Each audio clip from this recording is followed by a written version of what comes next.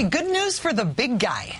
The 9th richest men in the country last year were two brothers who inherited a giant oil and chemical company from their dad. If you combined their wealth, they were tied at number 9 for richest guys in the country. If you combined their wealth, the two brothers' combined fortune was behind only Bill Gates and Warren Buffett in this country. But as singletons, individually, last year, David Koch and Charles Koch were tied to be the 9th richest men in the country. This year, moving on up. They are tied for 5th this year. Woohoo! Moving on up to the top, to an even more deluxer apartment, even higher up in the sky.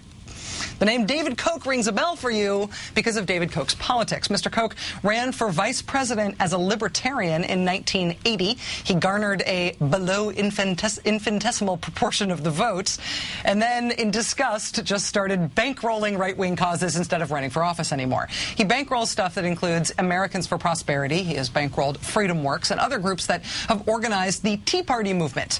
You'll remember Americans for Prosperity is the group that ran bus tours against health reform that said that reforming health care would be the equivalent of the Holocaust. David Koch may not have succeeded in getting his head put on your money like Caesar, but he is even richer this year than he was last year. So if you liked him bankrolling a big proportion of what you see in American politics right now, buckle your seatbelt for the year ahead. American politics right now is turning out to be great news for the big guys. As you may have noticed, Michael Steele isn't exactly running things for the Republican Party right now. That's a picture of him recently on a trip to Guam and Saipan, the kind of places that he has been spending time so as to stay far out of the way of any actual Republicans actually running for impending actual election. Michael Steele has since embarked on a Michael Steele Goes to the Hinterlands bus tour, where the Republican Party chairman plans to visit dozens of congressional districts that do not have a competitive race this fall. No matter how much fun it is to talk about Michael Steele on cable news, and it is fun, no matter his job title as head of the Republican Party, neither Michael Steele nor the Republican Party proper are running the Republicans' election efforts this year. Frankly, it's more of a Karl Rove joint. Karl Rove's political group, American Crossroads, is pledging to spend $52 million on behalf of Republican candidates for these elections this year. $52 million. $52 million. $500,000 of Tea Party money ousted an incumbent senator in the Alaska primaries this year. Karl Rove is planning on spending 100 times that much. And the good news for the big guys is that he's raising it all from billionaires. Not kidding. Salon.com's Justin Elliott took a look at the Karl Rove's group's financial disclosures for the month of August. And it turns out that out of the millions of dollars that Karl Rove's group raised last month, 91% of it came from just 3 sources. 91% of the money that Karl Rove raised last month came from 2 billionaires and 1 company that's owned by a billionaire. 91% of the funding for Karl Rove's giant outside group that is dumping tens of millions of dollars into the elections for Republicans, 91% of their fundraising last month came from 3 billionaires. And that's actually off pace for them, because the month before 91% of their funding came from billionaires, the month before that, 97% of their fundraising came from billionaires. 8 candidates endorsed by the Republican Party's official Senate campaign arm lost their primaries this year. 8 candidates who had been anointed by the Republican Party proper and had Republican Party support lost. Michael Steele kicked off campaign season by banishing himself to Saipan. The official Republican Party is not functioning in these elections in any meaningful sense of the word, functioning. But the Tea Party movement is doing a lot, thanks to David Koch, billionaire.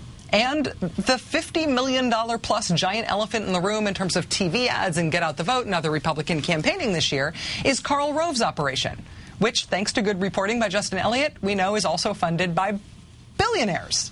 Basically by 3 guys, 3 billionaires. There are only, as far as we can tell, and this was fun to look up today, as far as we can tell, there are only 403 people in the entire country for whom illionaire can start with a B. 403 people in the entire country. It is not a large constituency, but boy howdy is it a well-represented one. Joining us now is Washington editor of The Nation magazine and MSNBC contributor, Mr. Chris Hayes. Hi, Chris. Nice to see you. Great to see you, Rachel. I love it when you guys tease to me after the commercial break. It really makes me feel good. Hold on. Here comes Chris. We practice it in the news meeting. I jump out from behind a desk. Yeah, I wear glasses. All right, so lots and lots and lots of money, and only a handful of people giving it to Karl Rove's political group. Does this sort of tell us more than we knew before about Republicans and tax policy and Republicans, billionaires who love Republicans and their tax policy? Well, I mean, it lays it all on the table. In some senses, we already knew this, right? I mean, the Republican Party is, at its core, the sort of existential core of the modern post-Reagan Republican Party is tax cuts for wealthy people. That, if there's one thing that everybody gets behind, the one thing that the party has, the one policy the party has become a vessel for, is that. That's what the conservative movement and the modern Republican Party embody fundamentally. And this is the most sort of bald-faced, naked, intense kind of class politics, frankly. This is just self-interest. I mean, when you think about what kind of money is on the table, when you think about the tax cuts that are currently being debated, think about what a marginal tax increase or keeping the Bush rates means for the Koch brothers or other billionaires in perpetuity, right? Because we're not talking about a sunset. So extend it out 20, 30 years, take the current present discounted value, and what you arrive at is that it is rational to spend tens, if not hundreds of millions of dollars now to forestall that eventuality. That's the situation we're faced with. I feel like it was understood before, and it was sort of,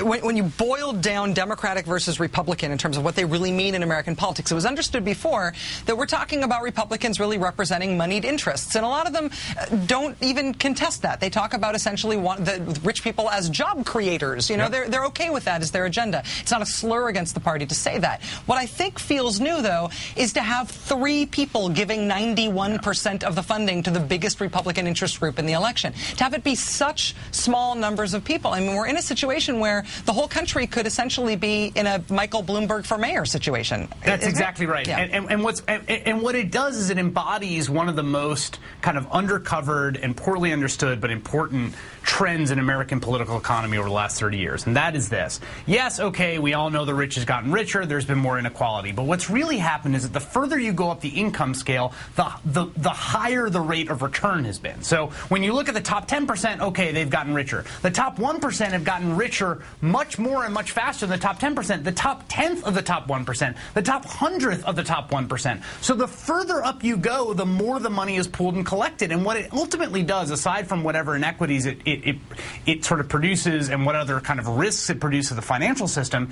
it produces a political system that fundamentally starts to verge on oligarchy. It starts to verge on a system that is dysfunctional because, particularly with Citizens United now, the amount of money that is pooled at the top really does begin to pose a threat to general popular democracy. And I know that's sort of an extreme thing to say, but at a certain point we are staring in the face of something really kind of ominous. And I feel like this election may be such a turning point. Yeah, it's a face in profile on a gold dime of David Koch. Briefly, Chris, we are out of time, but I just want to get your brief reaction to this news tonight that Speaker Nancy Pelosi may be rethinking the Democrats' resistance to holding a vote on tax cuts before the election. Is that a good move in your mind? It is a good move. I mean, look, Nancy Pelosi is not the problem, right? I mean, if people are frustrated with the Democrats and frustrated with the House Democrats, Nancy Pelosi, I think, has done a pretty remarkable job over the last 2 years, and I think she understands all the political arguments you've been making, that I've been making, that Keith Olbermann has been making, that a whole host of people have been making watching this unfold. I think Nancy Pelosi understands those arguments.